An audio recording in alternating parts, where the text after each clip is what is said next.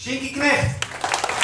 Maar de kopman van het shorttrack team had het een dreig seizoen west. Knecht is opereerd om zijn knibbel. De komende 2 weken maakt hij likwijls flink onder bak.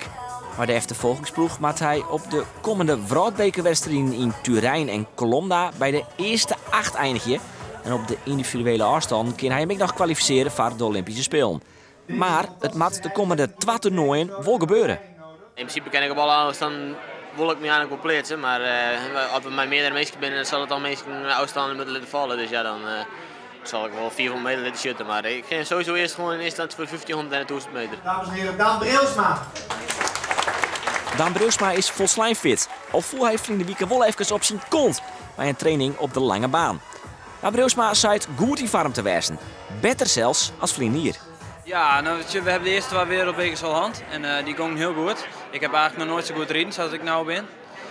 En riet. En ja, zonder Shinky winnen we wel heel goed. En nu is Shinky eraan erbij, dus dan ben we nog beter. En dan kan het missen dat we het goed doen gaan.